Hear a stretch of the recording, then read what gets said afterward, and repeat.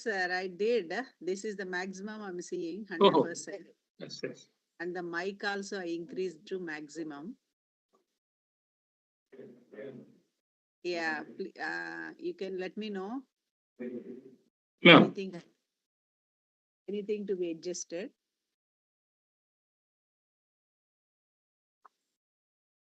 Volume increase. చేసినట్టున్నారు. So this is the maximum I'm seeing from my side. sir, it is audible, sir. No, Sorry, no, sir. మీకు వినపడుతుందా sir? Yes, sir. A little bit low, but we are hearing clearly madam's voice. But here it is not.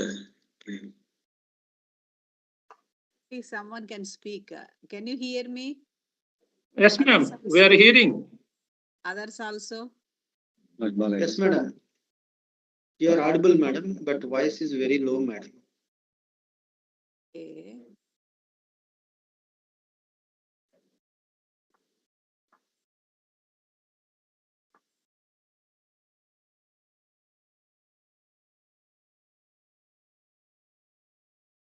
Maybe I should try to change anything, another system. Java.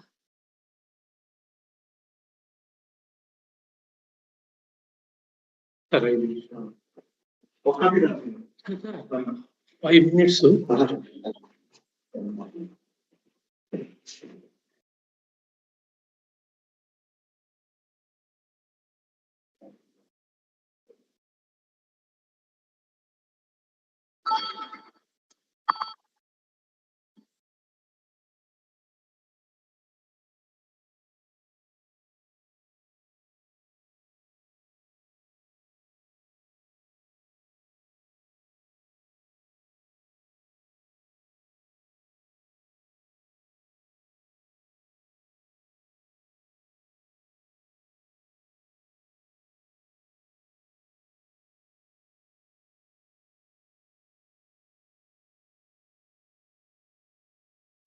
Sir, please start the program, sir, please. Okay. Okay, sir. Okay. Yeah, if there is any problem, I can try to join in from another system also, so that audio can be here from that one. Shall I Madam, try? Okay, actually madam. that is the best choice, ma'am. Let me try, No. sir. Let me bring another. Okay, no problem. We wait for some more time, means it is better to go for another system. Okay. Sir, please wait few minutes, sir. Okay, sir. Okay.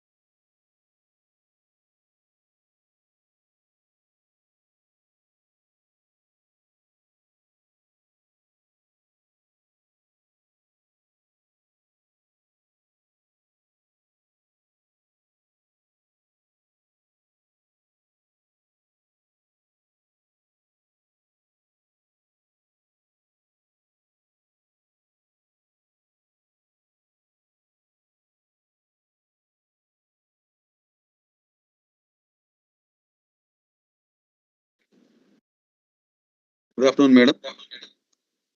Sir, can you hear me now? Yes, madam. Now it is very clear. Madam, super, Okay. madam. Very, very clear. Okay. Yeah. Little. Give me little time, sir. I'm trying to enter into another one for my presentation. Sure, Okay. ma'am. Sure, madam. Yeah. Once you're ready, Yeah. tell us, madam. Okay. Yeah. Just I'm opening so that I Okay. can project. Madam, your strength is your voice, ma'am. We have seen the last previous 2 years. Thank you.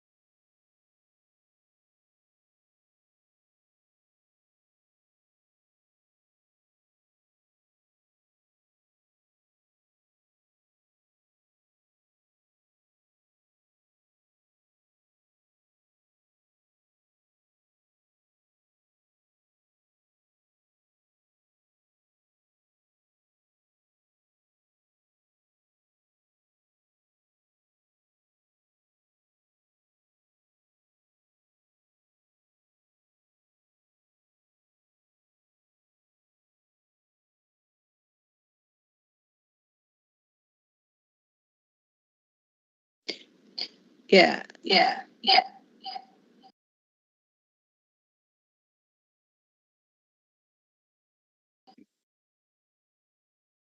Madam, are you ready? Sir, can you hear me? Yes, madam. Maybe I'm echoing. Yes, madam. Some echo is coming. Okay, let me close. Resound is coming, ma'am. Correct. Yeah. Now should be fine. Yes, madam. Fine. Yeah. Because I switch off the audio there. So now you have to allow me to share, sir, in N2, Okay, right? just wait, madam. After this introduction, we will share that. Sure, sir. Thank you. Okay, madam. Sir, we'll start program, sir. Yes, sir. Please start, sir. Please. Okay. Good evening to all participants. On the occasion of 138th birth anniversary celebrations of Sri Srinivasa Ramanujan, our department is conducting a 1-week online international workshop on mathematics, bridging ideas and innovations, MBII 2025, from 15th to 20th December 2025. On the first day, Dr. K. Lavanya Madam, Assistant Professor, Department of Computer Science, Acharya Nagarjuna University, Guntur, delivered a talk on a mathematical key for understanding quantum computing in AI era. On the second day, that is 16th December 2025, Dr. L. Jagannathan Sir, Professor, School of Computer Science and Engineering, Vellore Institute of Technology, Chennai, delivered a talk on mathematics of transformers. On the third day, that is 17th December 2025, Dr. M. A. Srinivas Garu, Professor Emeritus, Department of Mathematics, JNTU, Hyderabad, delivered a talk on role of mathematics in technology. Yesterday, Sri NVRD Kumar Sir, Senior Faculty, Department of General Education, Horizon University College, Emirate of Osman, United Arab Emirates, delivered a talk on mathematics behind data science, the secret engine of today's tech innovations. Around 500 participants attended yesterday's session. Thank you one and all for your valuable participation in yesterday's session. I request our beloved head of the department, Dr. Kevalan Acharlu Garu, to address the gathering for today's session. Sir, please. Thank you, sir.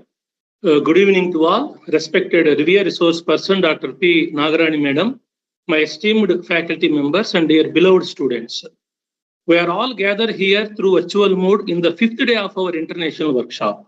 All of us know that computational skills of mathematics, along with the conceptual approaches, definitely enrich the students for enhancing their knowledge in multifarious fields. In addition to it, it also helps us to update existing knowledge in the student community and create a deeper interest in various fields of mathematics. I appreciate our students for their active participation and interest towards enhancing their knowledge. Today, we have a wonderful resource person with us. Our resource person for today is Dr. P. Nagarani Madam, Associate Professor, Department of Mathematics, the University of West Indies, Jamaica. Madam did commendable research on fluid dynamics under the able guidance of Professor G. Sarojamagaru from Sri Padmavati Women's University, Tirupati. I am sure that her ability not only captivated the attention of our students, but also deepened students' understanding of differential equations for engineers.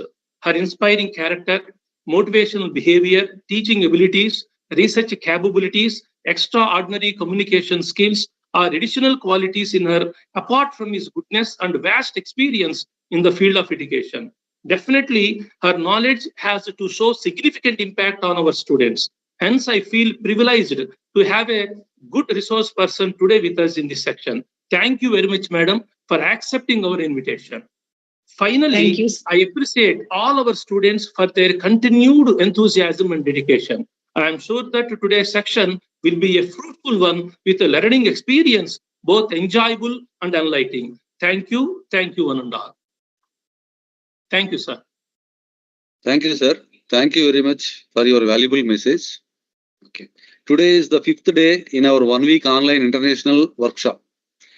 Today's speaker is Dr. P. Nagarani Madam, Associate Professor, Department of Mathematics, the University of the West Indies, Jamaica, West Indies. Now I request one of our staff organizers, Srimati Alpha Fatima Madam, to present profound profile of Dr. P. Nagarani Madam. Good evening all. Welcome you all to a 1-week online international workshop on mathematics, bridging ideas and innovations. It's my privilege to introduce today's resource person, Dr. P. Nagarani Madam. Dr. P. Nagarani Madam is an associate professor in mathematics, specializing in applied mathematics at the University of West Indies, Mona Campus, Jamaica, West Indies. She also served as head of the department for the last 6 years from 2017 to 2023. She did her BSc from Acharya Nagarjuna University, MSc, MPhil and PhD degree in applied mathematics from Sri Padmavati Mahila University, Tirupati, Andhra Pradesh, India. She is a recipient for several awards and medical medals for her excellence in her education. At UWI, besides her teaching, she has introduced several programs and several undergraduate and graduate courses. She has guided many students at master's level, guided several MPhil and PhD students, and also visited several industries around the globe. So far, she has published 36 research articles in international journals. As a teacher, she has received awards for outstanding achievement in teaching from UWI several times and also served awards for her publications. She has received TWAS CAS Young Scientist Award for the year 2016 by the World Academy of Sciences and CAS. Selected as a distinguished young woman scientist for Jamaica, Caribbean by the Inter-American Network of Academics of Sciences for the year 2015. She is a fellow of the Caribbean Academy of Sciences, and a life member of the Indian Society of Theoretical and Applied Machine, Andhra Pradesh Society of Mathematical Sciences, and Indian Mathematical Society. She is a visiting professor for several universities. She also served as a reviewer for several journals in her area of specializations. Besides all these activities, she actively participated in various activities, especially for girls' education. She is also very active in alum matters and has been greatly contributing to the school where she studied and her village. Thank you. Thank you, Fatima Madam, for your nice introduction about Nagarani Madam Garu. Now I hand over the session to Nagarani Madam. Madam, please. Thank you. Now you Thank can you. share your PPT and other things, Madam. Please. Okay.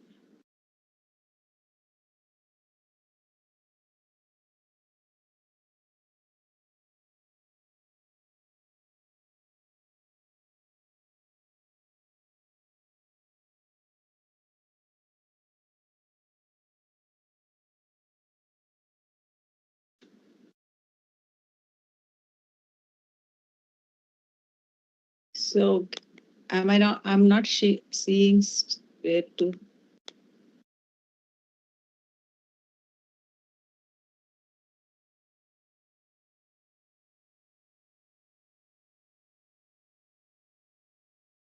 I'm not seeing the share option, sir. Can you allow me for Nagarani 2? Can you allow me the share options, please?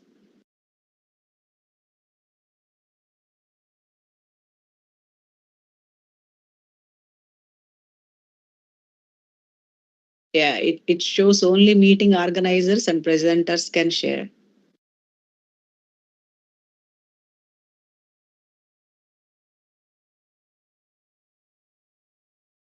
For the presenter, Madam.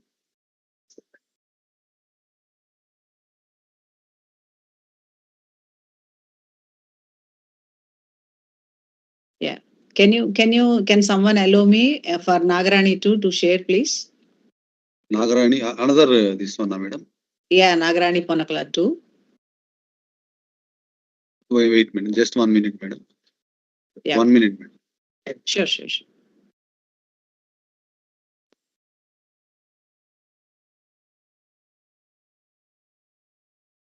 Yeah, now I can share. Yes, Madam, now you can share. Yes.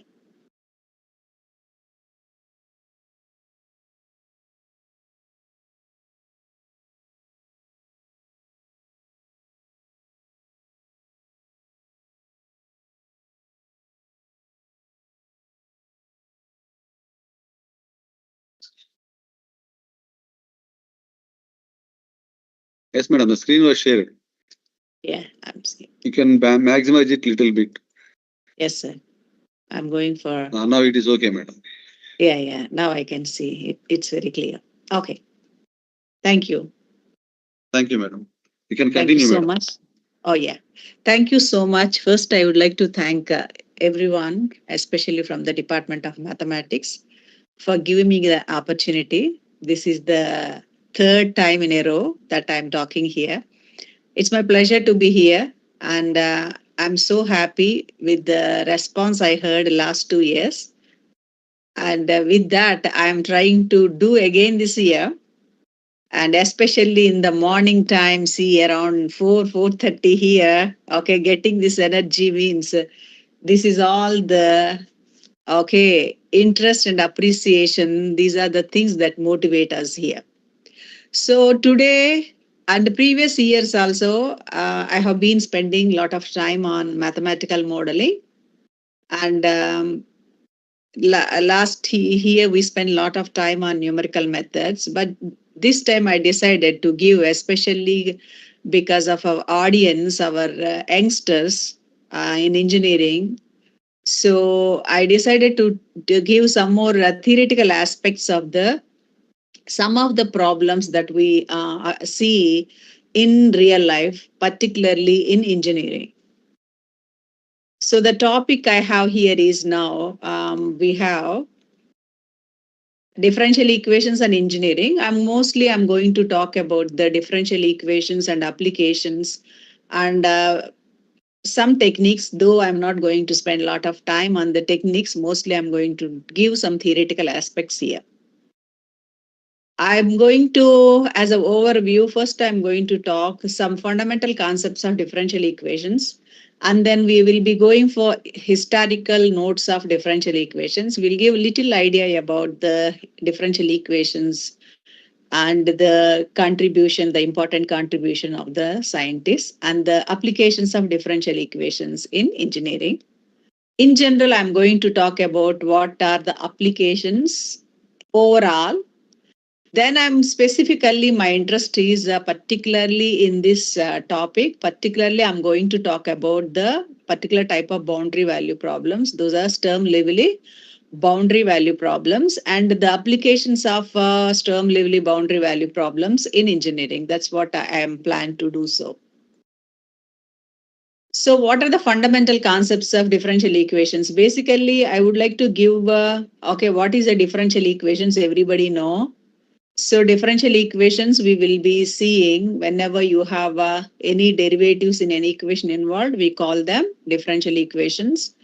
We classify the differential equations, by either by order or by how they structure, how they appear. And based on the order, we classify first order equations, second order equations, higher order equations, and nth order equations. Similarly, we classify them based on the linearity and the homogeneity. Equations are classified as linear or non-linear and as homogeneous or non-homogeneous based on their structure. How do we classify linearities? Particularly, the operators are linear, but normally in a sense we talk about in the equation, if every term is linear, that means in terms of the unknown, then we call it as a linear. Otherwise, we call it as a non-linear. In terms of the operator theory, if you see, each operator is a linear operator. That's a linear transformation. So if you have an idea of linear algebra, you know what is a linear operator, right? So based on these classifications, it's very sometimes the importance of classification. Why do we classify is, especially when you are solving a problem, classification helps, particularly when it is a partial differential equation. So based on the classification, you can expect some of the properties. You can have the ideas of what to be expected also. That's why the classification is very, very important. So when we are dealing with the differential equations, you come across ordinary differential equations and partial differential equations, right? Ordinary differential equations normally involve, you have a unknown function, that is a function of one variable, which is a one independent variable. That's called independent variable. The other variable, which is a unknown function, or we call it as a dependent variable, right? So those are the ordinary differential equations. When it comes to partial differential equations involve functions of multiple variables and partial derivatives. Basically, you have an unknown, so you will be seeing the unknown is a function of more than one variable.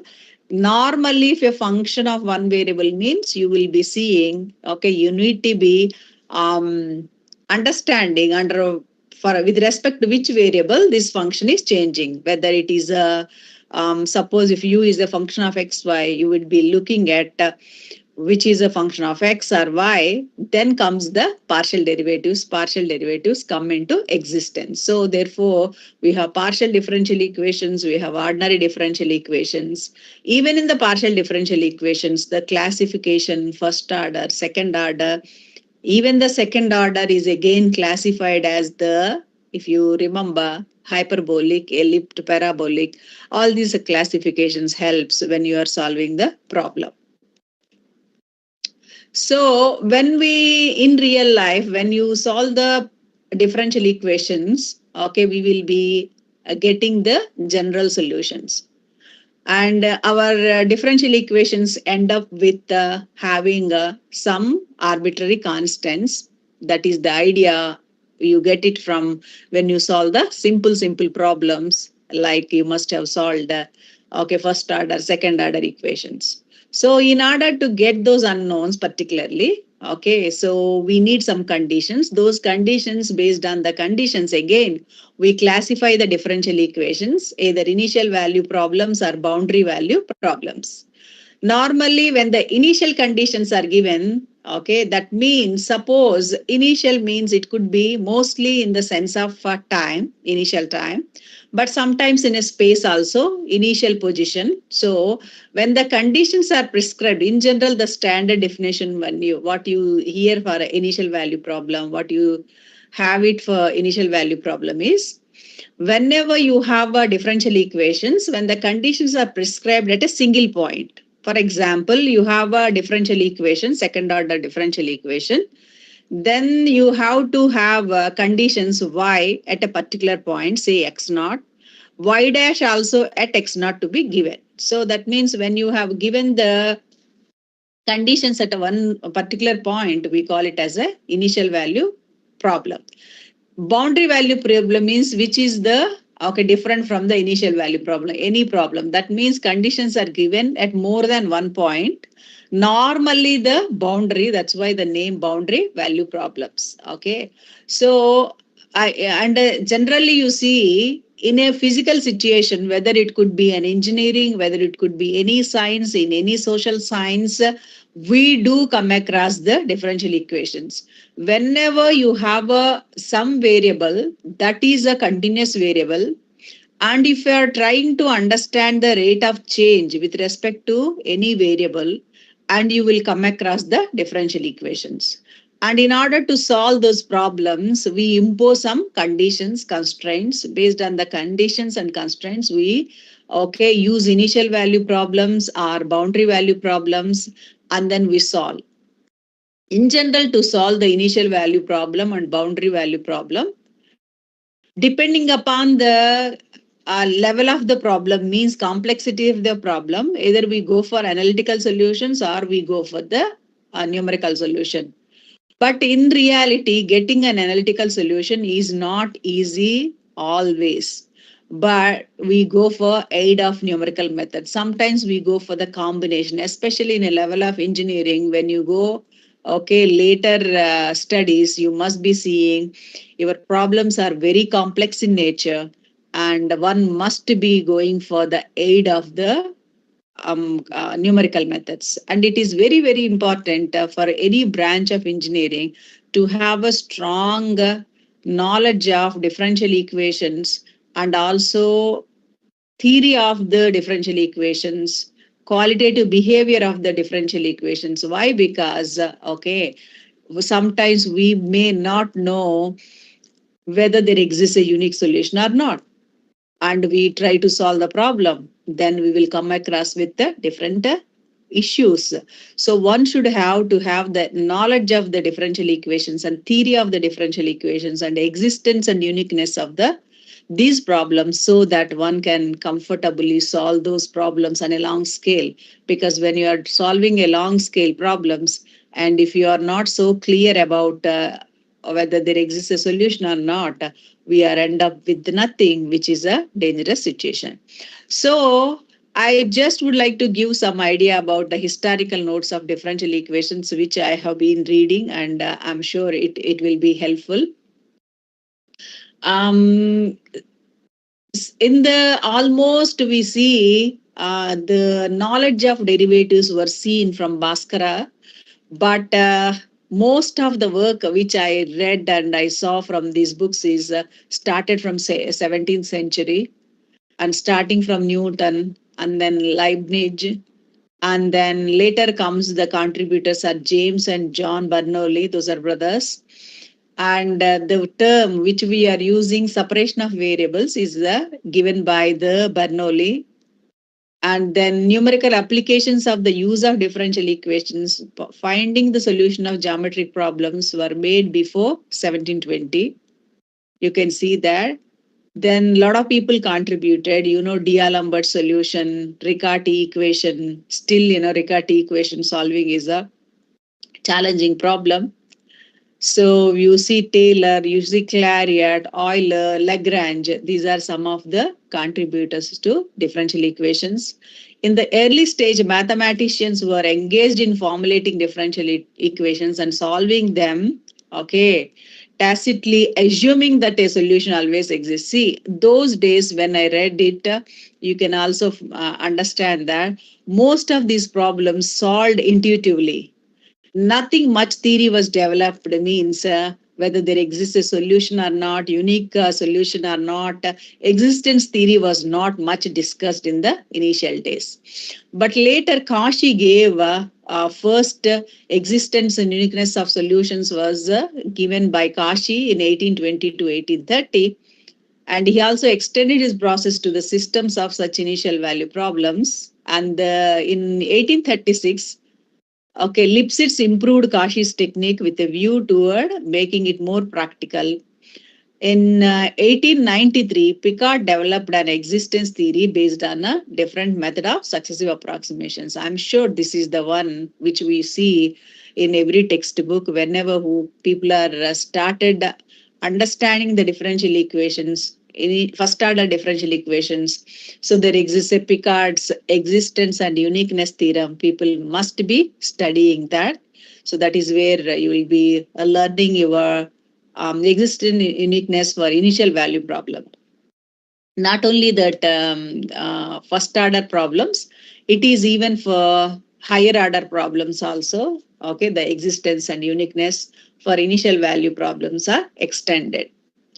This qualitative study contributed to analyze properties of solutions. So after the existence and uniqueness theorems, so they once the qualitative study comes into picture, people understand the qualitative behavior of the differential equations, not only in terms of the existence and uniqueness, and then analyzing asymptotic behavior, oscillatory behavior, stability analysis. There is a lot of qualitative study, contributed in analyzing. But why we have to study qualitatively is, but in real life, sometimes when you are solving a problem, especially for engineers, when you are working on a complex scale, you don't need sometimes to have a complete solution. Only you wanted to analyze the behavior of the solution, how it behaves. In some scenarios, we wanted to understand how the behavior or what is the maximum value of a unknown function, which is the whatever the y or u which you are solving. So therefore, the qualitative behavior is very much essential. So later again, there is a development in the theory of differential equations opened up with the applications of Lee's theory of continuous groups to differential equations. Then again, slowly from only the techniques to the theoretical aspects and theoretical aspects to the pure analysis aspect. So it is connected to analysis and algebra, so that now it became like a pure mathematics. So a lot of research is going on differential equations, and the amount of applications people see and more contributions are seen every day. This is the something which continuously developing. You can be seen that the solutions for differential equations and the methods for differential equations has continuously improving, because especially with the aid of the technology that we have now, computers are supporting higher level of computations. Because of that, so there are efficient numerical methods also continuously developing day by day, year by year, so that you can handle the problems much more easier than you see for the past year. So these are the some of the applications which I gave very general. But later, as I said, particularly I'm going to talk about the Sturm-Liouville problem and those applications here a little later. Okay, so you will be seeing the differential equations, as I said, in every branch. Okay, so if I would have seen you face to face, I would have hear you. Okay, where do you see your differential equations? But differential equations, you must be studying, starting from first year. I don't know in terms of the models where you started, but for sure, okay, as a subject, you must have started even before the intermediate, solving problems where you see some of those problems and all. But in general, you will be seeing differential equations in every branch of engineering. Particularly, I am in biomedical engineering, so I can give you a lot of examples and problems in terms of biomechanics, and also you can see in terms of the physiological fluid dynamics. And but one can see there are several situations you will be seeing in the in each and every branch of engineering. So some examples we have here, dynamic behavior modeling and oscillation prediction, stability and safety control systems, structure analysis, beam deflection, right? And you will be seeing the understanding in terms of the enduring structural safety. And you can see in fluid mechanics, people must be using, quite complex equations you must be using, to solve Navier-Stokes equations, right? Heat transfer problems, and there are several problems which you will see even in civil engineering and constructions and all. In biomedical engineering also, there are even in biomedical engineering what we normally do. So we use the theory of the mathematics and the fluid dynamics, so that we apply those tools to solve those problems.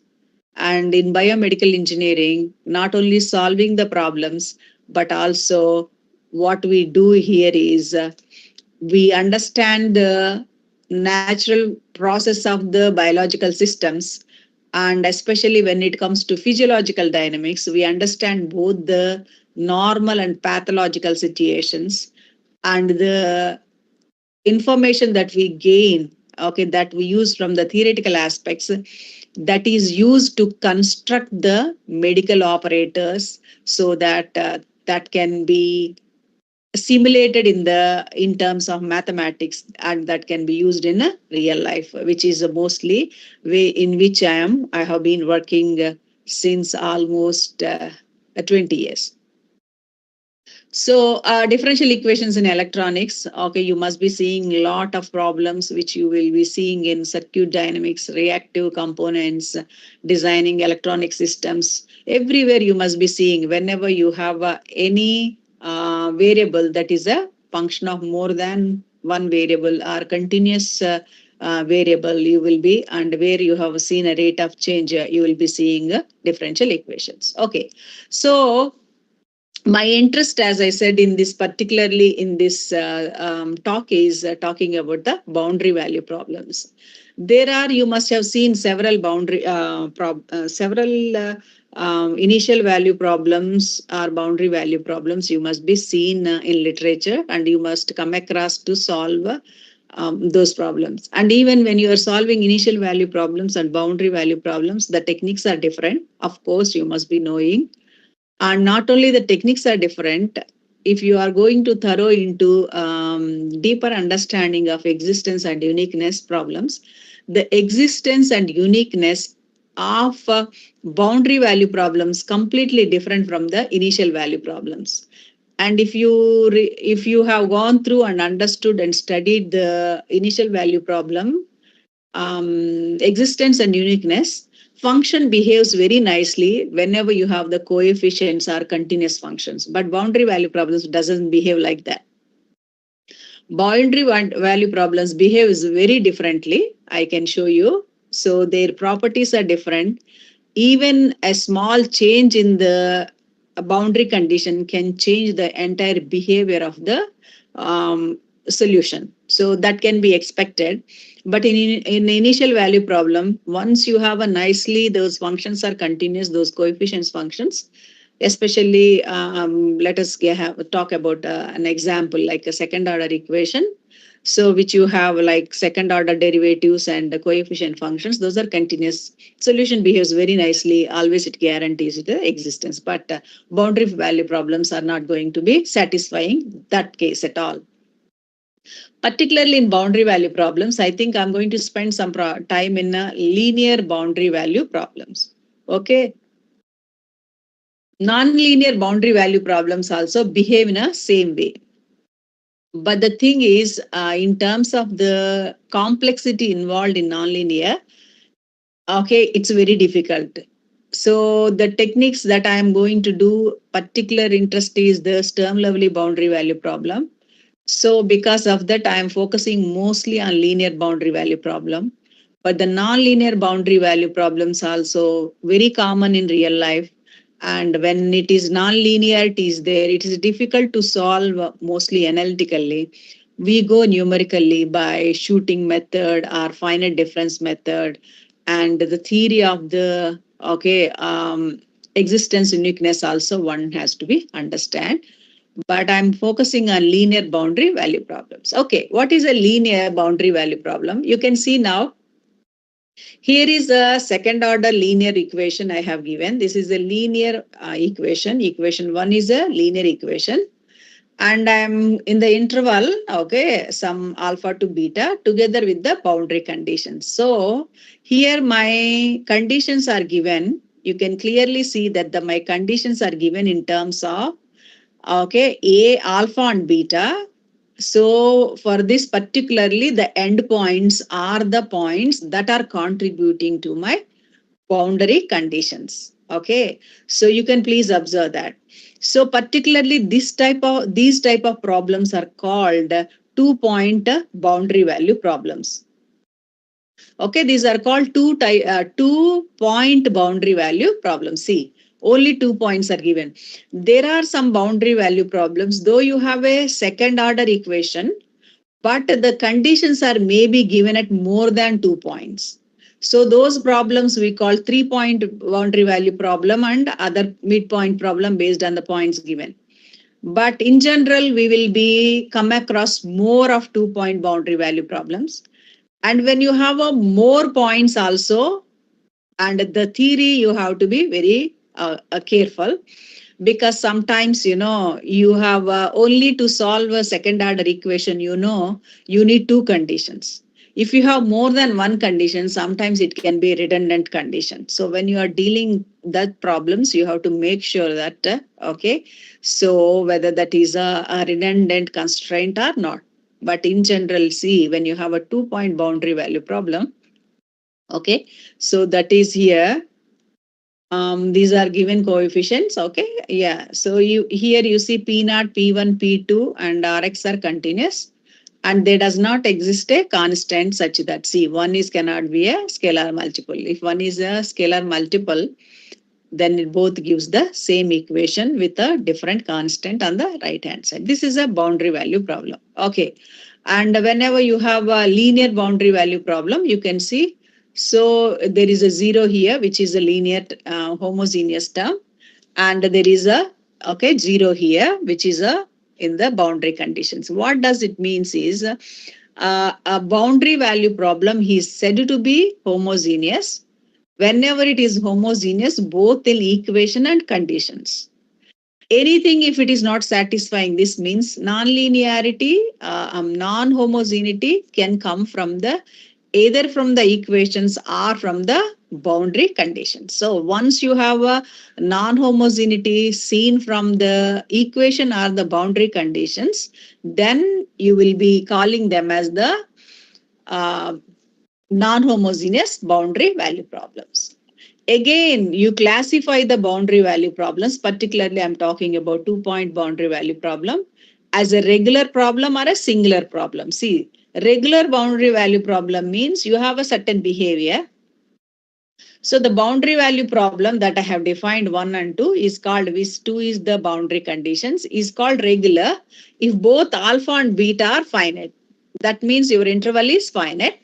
And the function, you can see that P naught x not equal to 0 for all x belongs to the interval. See, this function P naught x is not 0. Okay. So therefore, whenever P naught x is equal to 0 from some points, you call a singular boundary value problems. You might have seen several problems solving singular boundary value problems also, particularly Bessel's equations, Legendre polynomials. Those are comes under singular boundary value problems, right? So we have classified the boundary value problems as a regular and singular boundary value problems.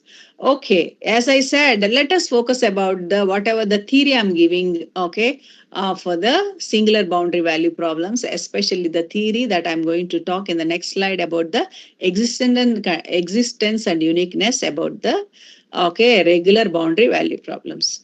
And whenever you have a boundary value problems, we will be given some boundary conditions. So let us see some of the oldest contributions to the theory. First is given by Dirichlet.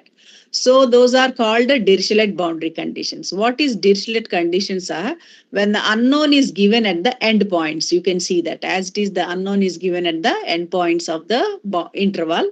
Okay, those are called Dirichlet boundary conditions. What are Newman conditions is whenever the unknowns, the derivatives are given at the unknowns derivatives are given at the end points, we call it as a Newman condition. What are mixed boundary conditions? So the mixed boundary conditions are, it's a combination of both Dirichlet and Newman conditions. Those are mixed boundary conditions. Now, separated boundary conditions. What are separated conditions? If you are observing, when I have the first conditions, number 2 is given, each condition is given at both alpha and beta. But in this case, in the first condition, there is no information about beta. If you see in the second condition, there is no information at alpha. So both the conditions are completely separated. So those are called separated boundary conditions. And these boundary conditions are very, very, very important. And I'm sure you must have come across the method of separation of variables, particularly when you are solving the partial differential equations using method of separation of variables.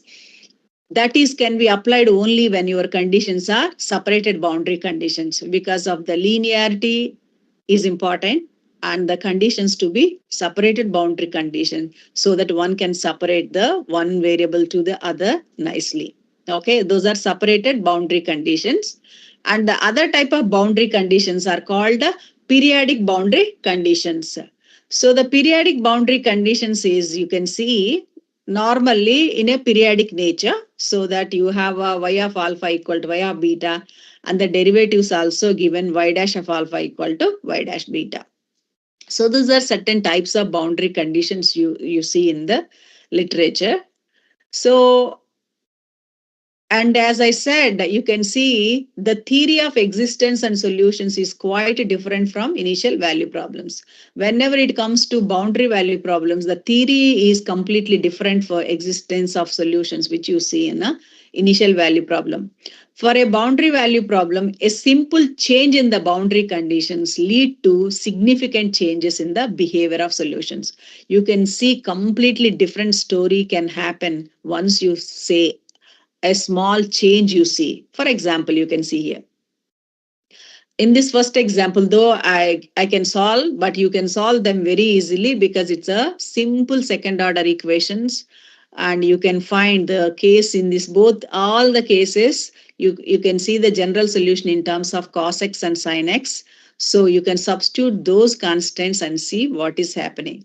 In these examples, that clearly gives an idea about the, how boundary value problems are very interesting, beautiful story. You can see, what is happening when you are solving these problems. So especially you can see the first case, you have y double dash plus y equal to 0, same equation, and y of 0 equal to C1, some real number C1, real constant, y dash pi equal to C2, C2 is also some real constant. What is happening in this case, whenever you solve that problem, you will get a unique solution. In the second case, I'm solving y0 equal to 0, y of pi equal to some number which is not 0. You can clearly verify that it has no solution. And next case, you will have a unique solution. On the last case, you have infinite number of solutions. Okay, please observe those situations. Therefore, whenever you are solving a boundary value problem, especially it is a homogeneous boundary value problem, you can have a no solution, you can have a unique solution, and you have infinite number of solutions. But see, same equation and the conditions are given at 0 and pi, much properties are not changed, only the values and how the boundary conditions are given, the complete behavior is changed. But if you are solving the same problem, y double dash plus y equal to 0, for any initial conditions, it should guarantee you a unique solution if you know the existence and uniqueness theorem. Not only that, one can observe here that you can observe here for a homogeneous problem, when you have a homogeneous problem means, okay, you have a equation is homogeneous and conditions are homogeneous. Whenever you have a homogeneous problem, always you can see that 0 is always a solution, right? That solution is called a trivial solution. That means that is always exists. That's why, okay, we try to find whether there exists a non-zero solution or not. That is an important aspect when you're solving a boundary value problem. So, whether there exists a non-zero solution, always it is going to be infinite number of solutions are possible, not a single solution. Either that infinite number of solutions also, you can see, one has to understand the beauty of these things. Okay, sometimes those infinite number of solutions are contributed by a single family of solutions, or sometimes to the combination of two family of solutions. So that is when you're solving the homogeneous problems, you will come across that. So therefore, for a homogeneous problem, the trivial solution always exists. However, from the above examples, we can see that the homogeneous boundary value problems may have non-trivial solutions. Okay. So this theorem I have given here, whenever you have a linear boundary value problem, you can see that let y1 and y2 be two linearly independent solutions of the differential equation 3. What does it mean? It is the differential equations. I have not substituted the boundary conditions yet. It's a 3 is the homogeneous linear differential equation. Then the homogeneous boundary value problem 3, 4 has only the trivial solution if and only if, okay, this is the, you should be understanding this notation L1, Y1, L2 at Y1, L1 at Y2 means those are the notations I have used here when I'm defining my boundary conditions. What does it mean by L1 Y1 means simply you substitute here A0 Y1 at alpha, A1 Y1 dash at alpha. That's the notation. L1 of Y is this is the notation. L2 of Y is this is the notation. See, this is the left hand side of this equation. That is my L1Y. So L1Y equal to A is given, L1Y equal to B is given. So once, that condition satisfied, when you find the determinant of L1, Y1, it's a 2 by 2 matrix, one can see, right? Because I'm talking about Y1, Y2. So L2, Y1, L1, Y2, L2, Y2 not equal to 0. Whenever the determinant is of that matrix is not 0, you will have a trivial solution. But whenever that is 0, it's a simple theory if I can, prove and show that one can clearly see that whenever the determinant is 0, you will get a system of equations like Ax equal to 0, like a matrix system. So whenever Ax equal to 0, you know that when the determinant is not 0, you will get infinitely many solutions. The same thing here. So the homogeneous boundary value problem 3 and 4 has infinite number of non-trivial solutions whenever you have that determinant is 0.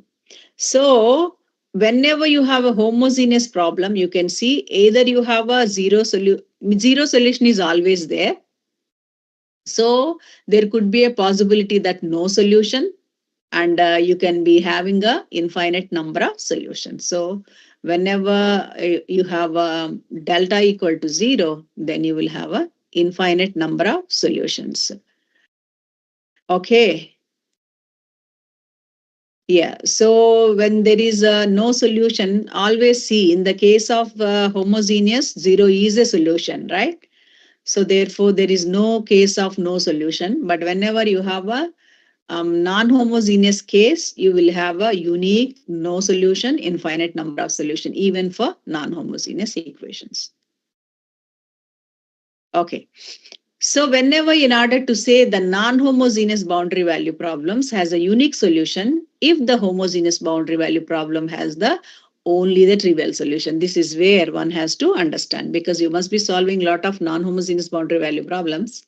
So whether there exists uniqueness or not means, okay, in order for the non-homogeneous boundary value problem has to have a unique solution. The corresponding homogeneous boundary value problem has the non-trivial solution. Okay. So those are in general, the boundary value problems, and those are the existence and uniqueness of the boundary value problems. Particularly, I spoke about the linear boundary value problems. So what are the theorems that gives you information about the existence and uniqueness of the linear boundary value problems you saw here?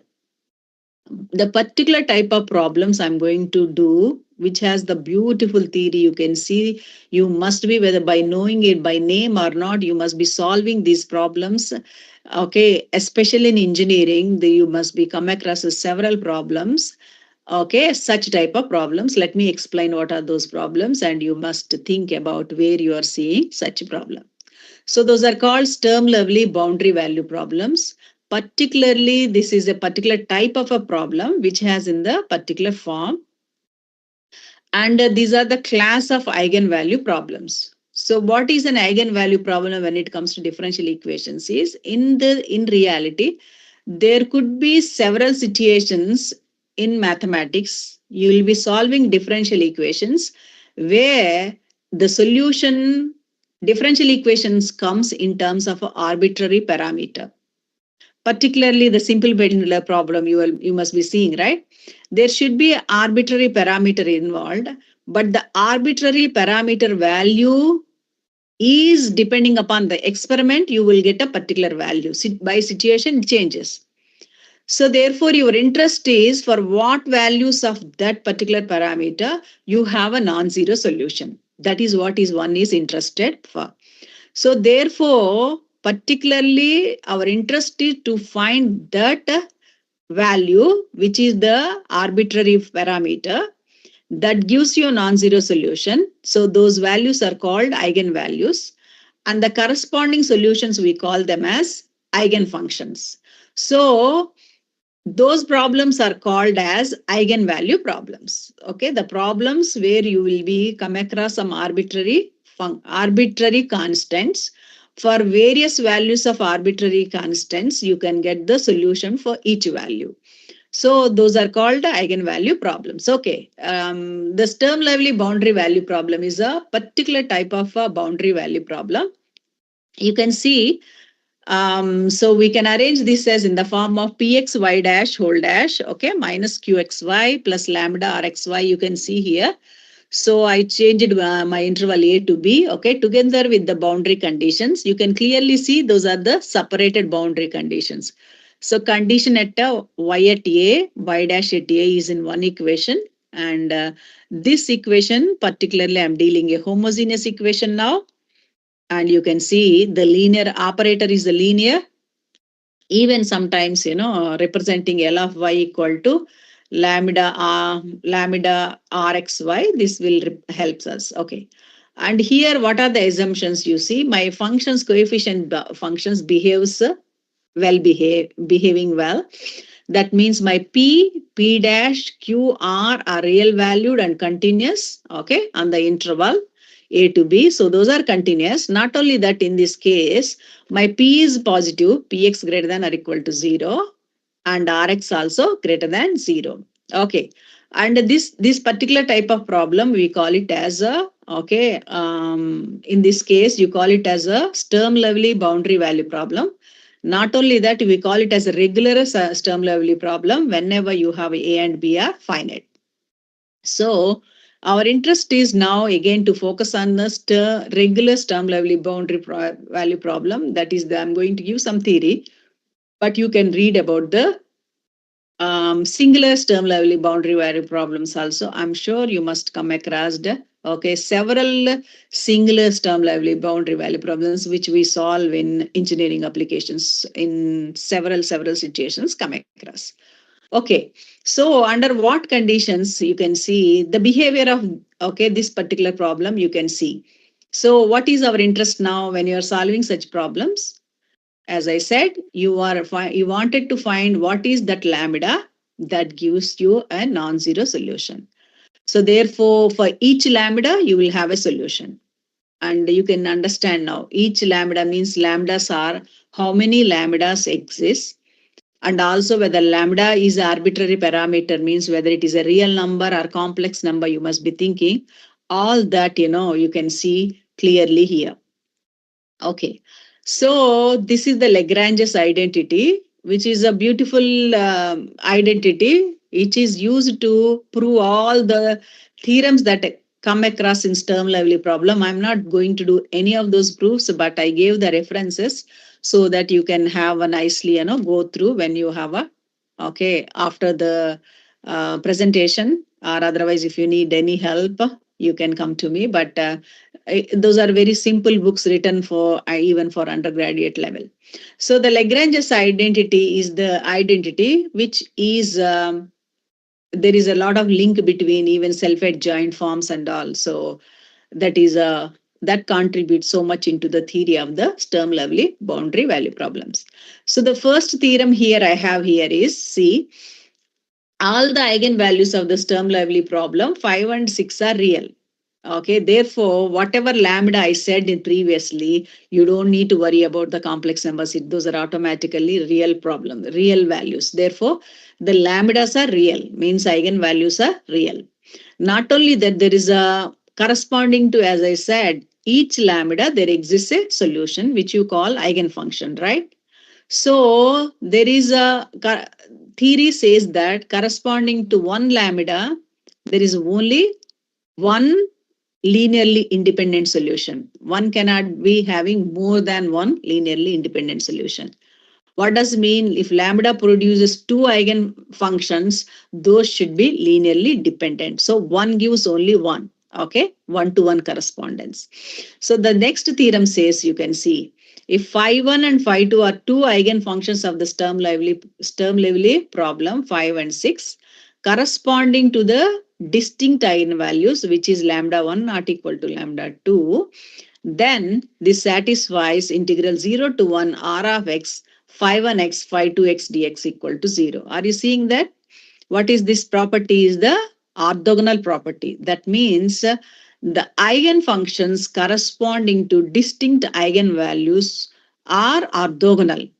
So, therefore, once you have a set of eigenvalues, the set of eigenfunctions forms an orthogonal set.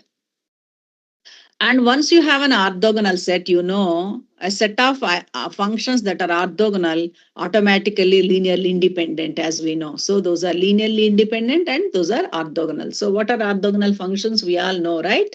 So suppose when you have particularly, if you want to define for a functions, if you are talking about vectors, whenever the inner product is 0, we will say the orthogonal vectors. And orthonormal vectors are the unit vectors and orthogonal vectors. Therefore, here, my orthogonal functions are here, particularly I define for functions, okay, whenever you have it is enough to have a piecewise continuous. And when you do the inner product, here is the integral with respect to the Rx means, which is the weight function.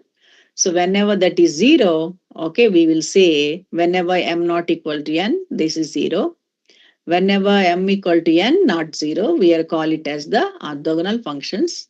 And orthonormal functions is whenever you have, those are the unit vectors. That means you define with the norm, you call it as. And in this case, norm square is you call it as inner product, okay? So integral a to b rx fine square. So those are the orthonormal functions.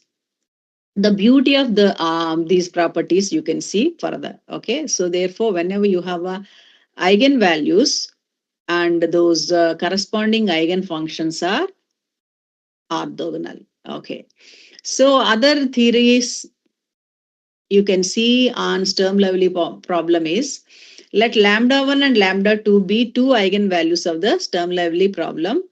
And if you have a phi 1 and phi 2 are linearly independent. Okay, so whenever phi 1 linearly independent means if the eigenfunctions are linearly independent, automatically you should have to lambda 1 equal to lambda 2. What it says is, as I said before, so corresponding to each eigenvalue, it should produce only one linearly independent eigenfunction.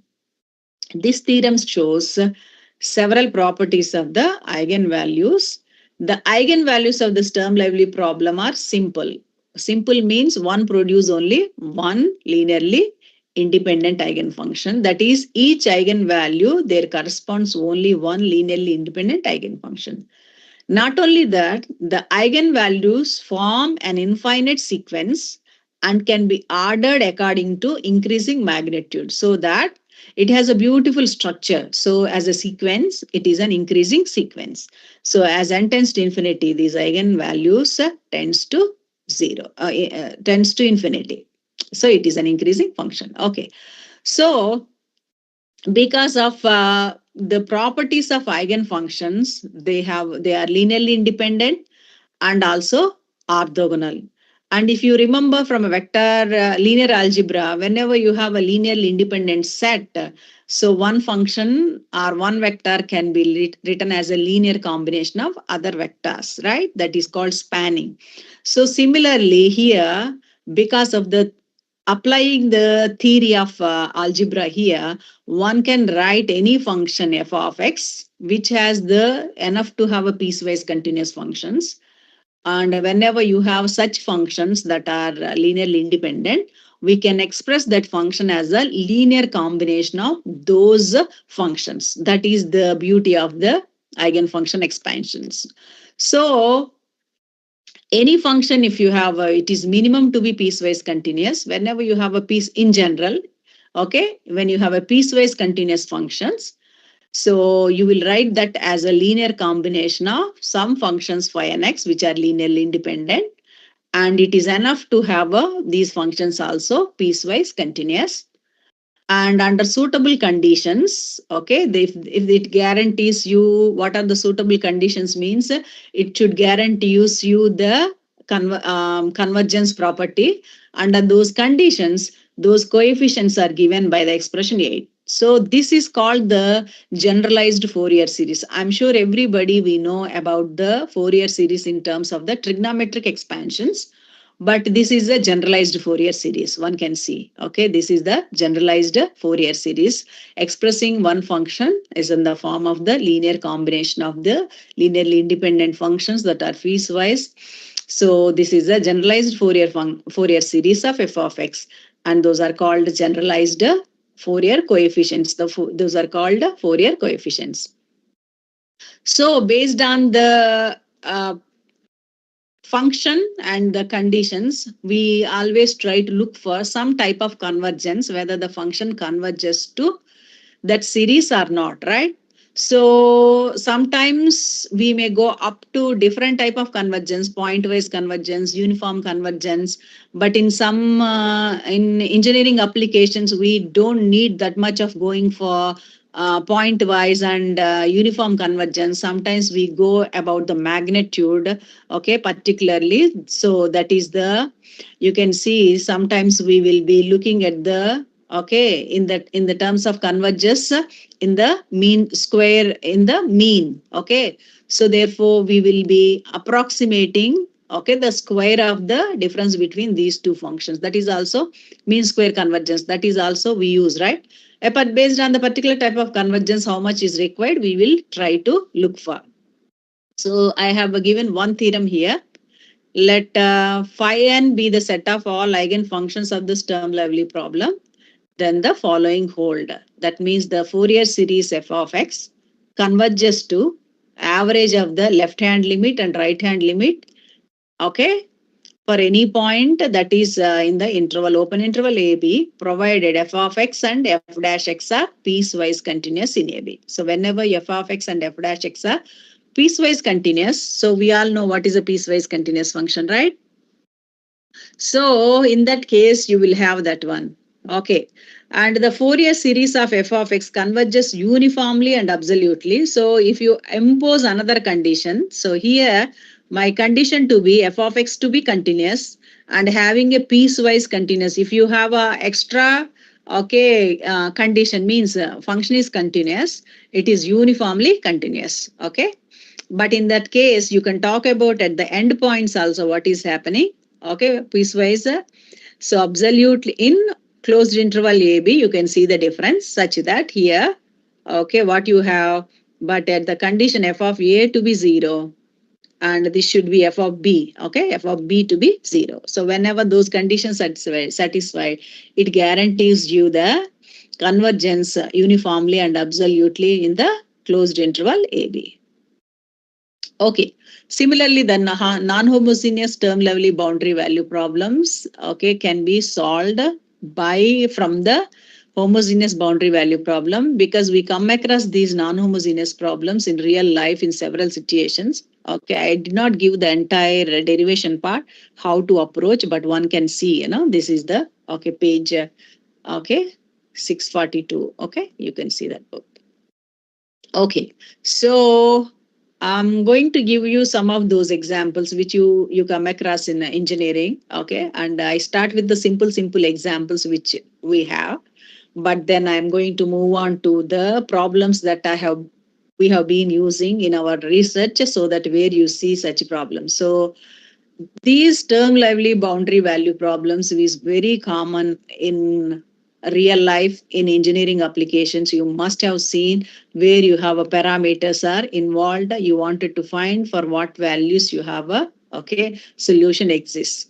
These are the, I took it from the some of the textbooks. Simple examples I started, and also I can show you some examples that from the research we have been doing.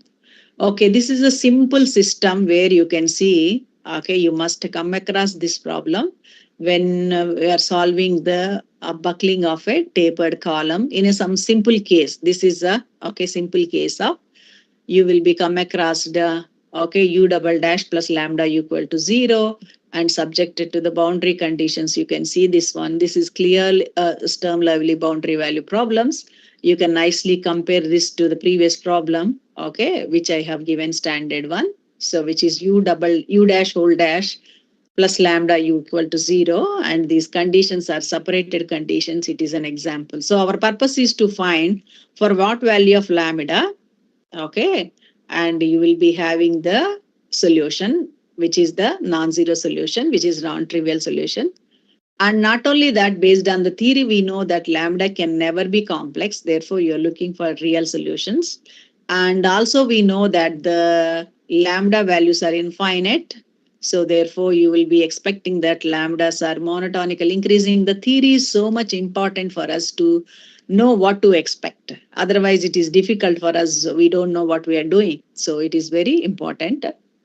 So therefore, when you solve this, I'm expecting my real lambdas infinite and increasing order, so that each value should give me a eigenfunction.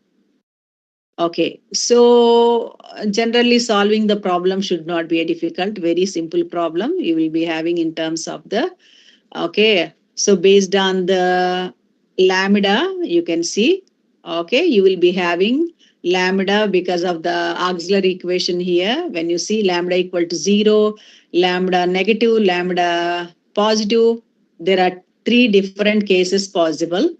So based on that, you will have the solution in terms of the linear means 1 and x, cosine, and or otherwise in terms of exponential or hyperbolic functions.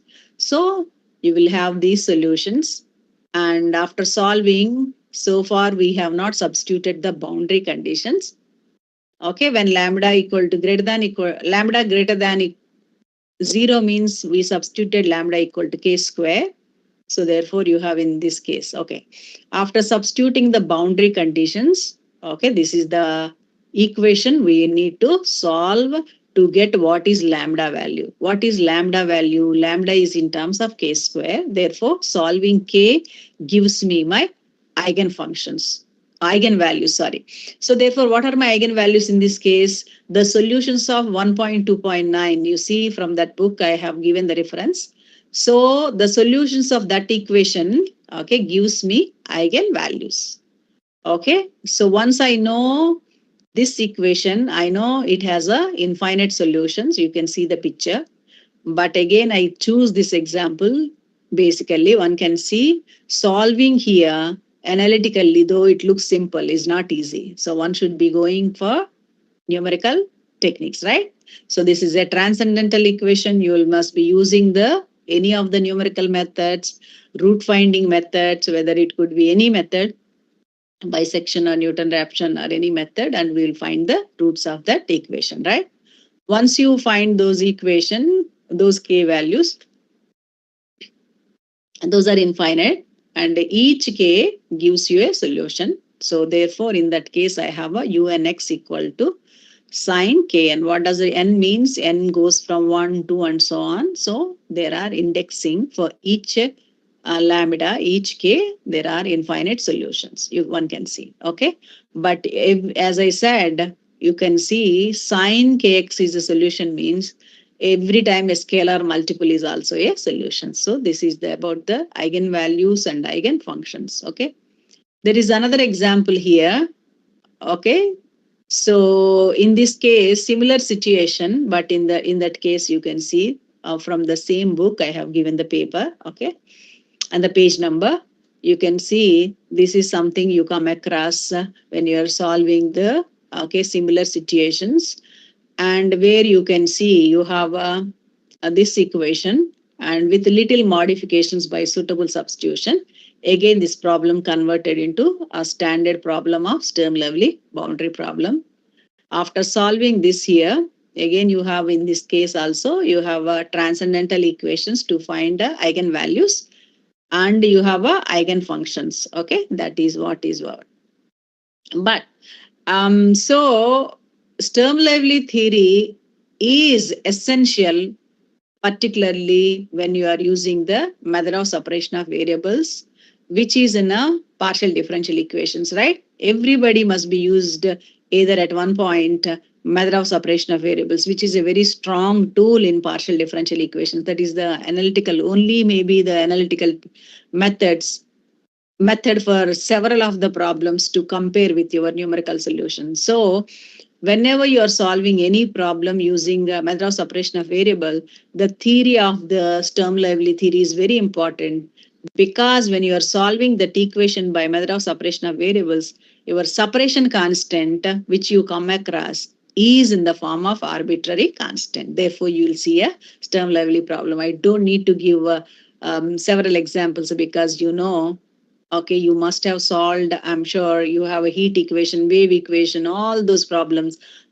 You must be seeing 1,000 problems, on those problems, everything you will be using Sturm-Liouville theory. So vibrating string, even, that can be applied in real life, that can be applied in drum, music, everywhere you will see, okay, several equations. Your wave equation, you can be seeing even in the, okay, music, in drum, in membranes, okay, all those. So wherever you have okay, vibrations of situations. Okay, those are all the problems where you see, okay, these Sturm-Liouville boundary value problems, okay.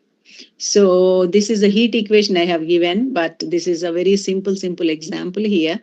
But if you take any problem which you are solving by method of separation of variables, your Sturm-Liouville theory comes into picture. Okay.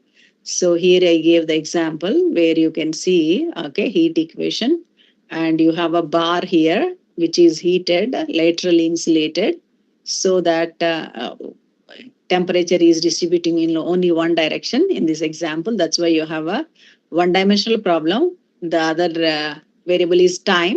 So one can see you are solving this problem subjected to some conditions with respect to t and two conditions with respect to x.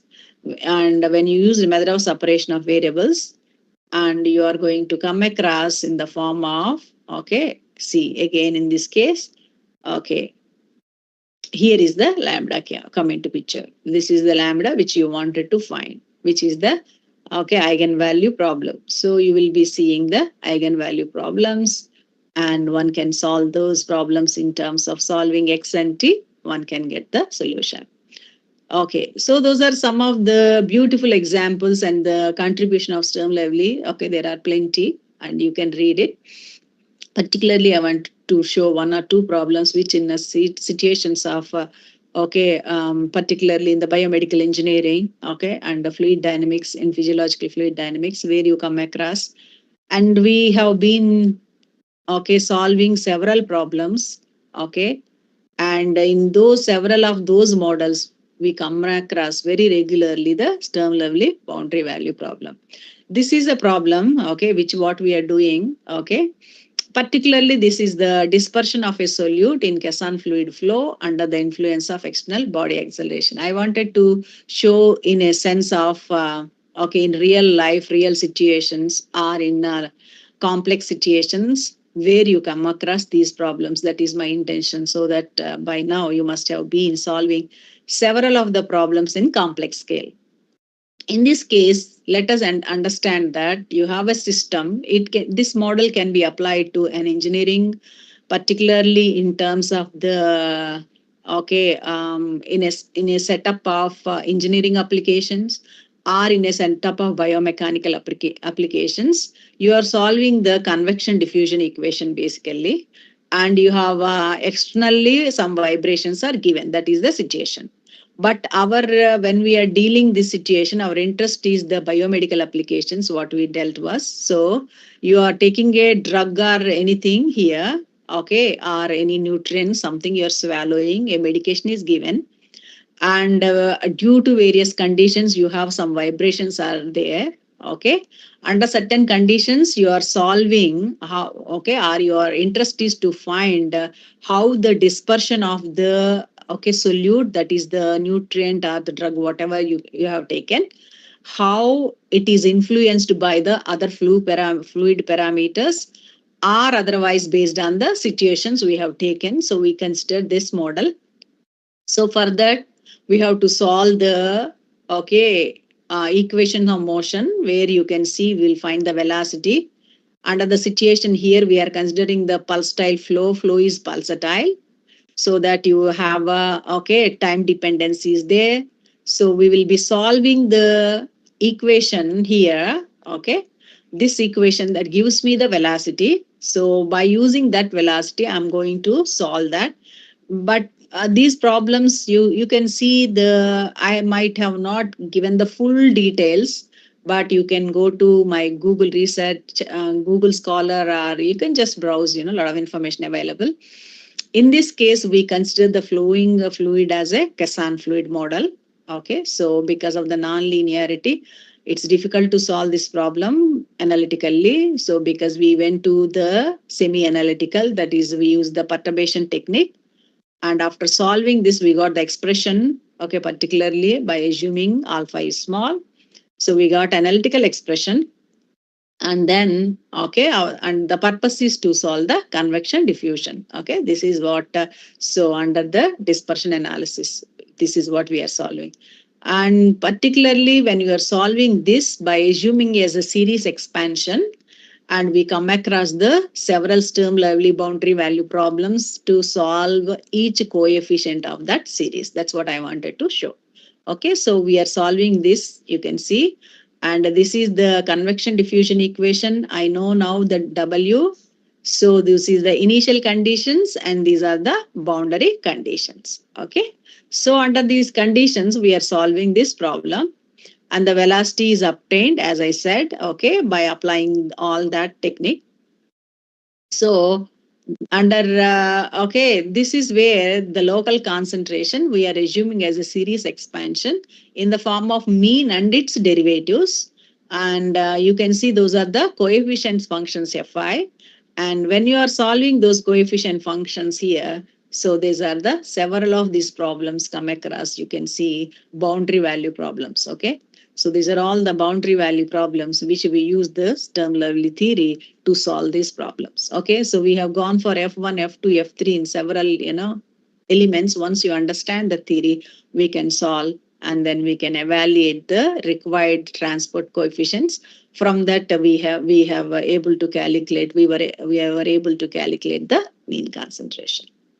So this is the scenario where you can see, and these problems has applications in terms of drug delivery, applying the transport of the nutrients, and also in analyzing the oxygen transport. We are right now doing certain models where we analyze the concentration of the oxygen that is supplied at one end at the inlet, and what is happening after the coronary angioplasty, and those situations under what conditions, when the supplied oxygen, how much you will be seeing.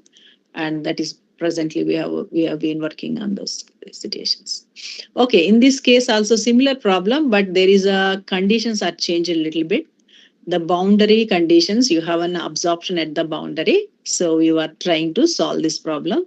And here also, when you are solving this problem, you will come across this, you see these conditions. Okay, so again you will be seeing a Sturm Liouville boundary conditions problems. Okay, therefore you will be seeing lot of situations where you will come across such type of problems, and the theory of those problems understanding is very, very important.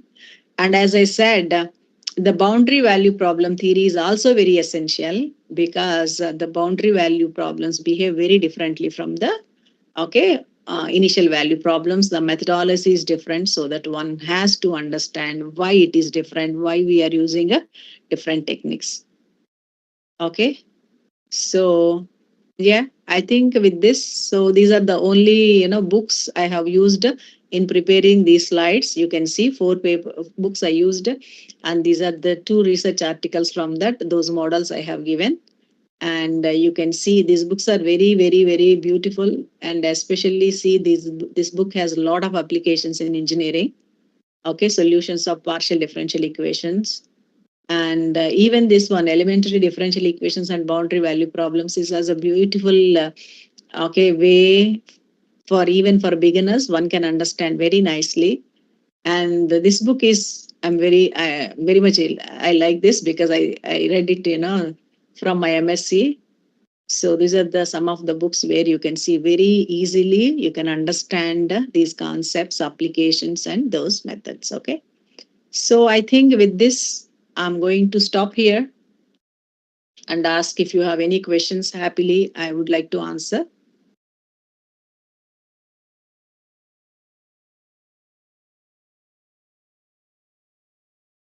Any questions, please let me know.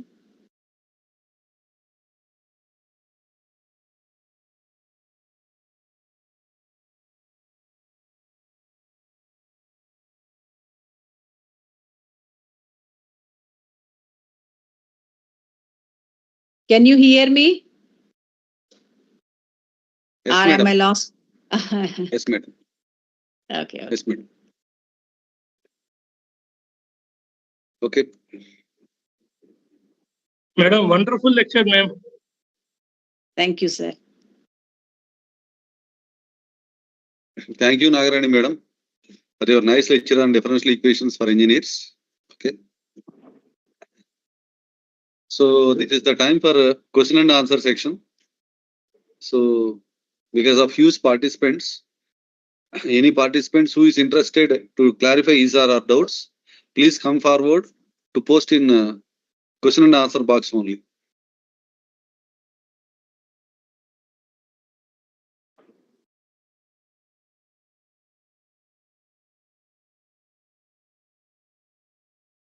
Madam will clarify the same.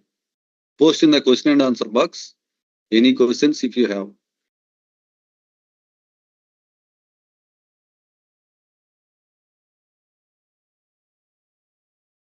Yeah, please let me know if you have any questions. I hope you have learned something, especially boundary value theory. I'm sure you must have been using.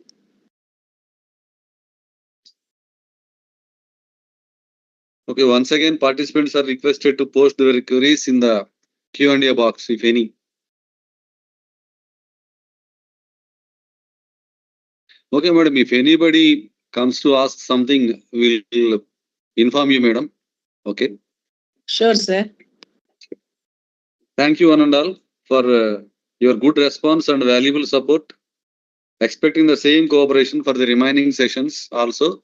That is tomorrow session only we are left with. Okay. Today's session concludes with the vote of thanks by Staff Coordinator Dr. M. Balaya garu. Good evening to all.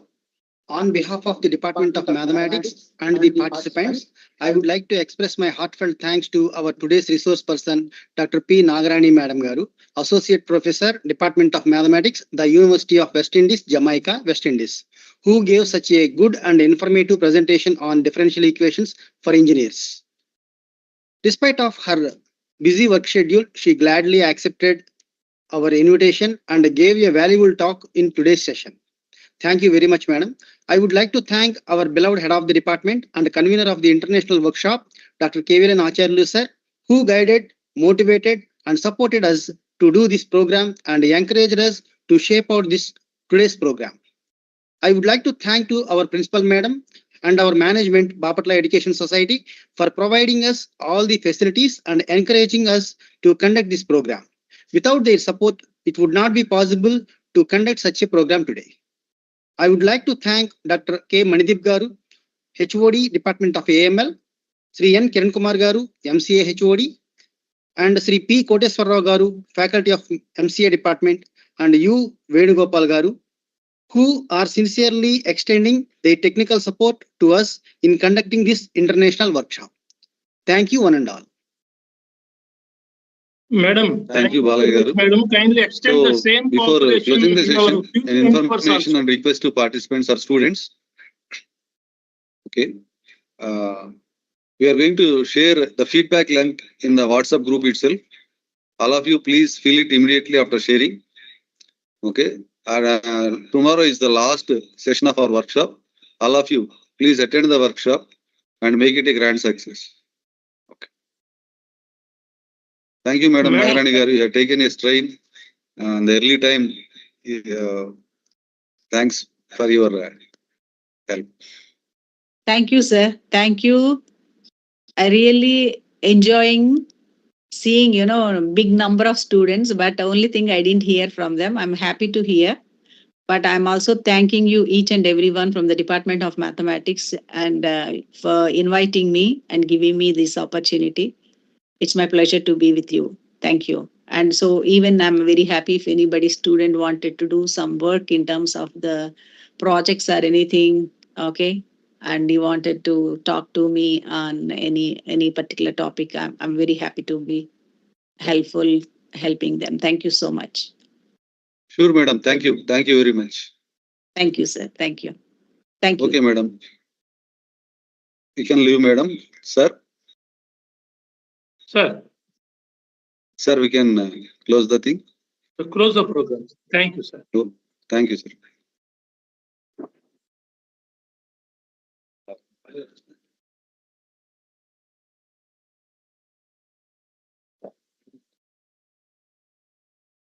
Thank you.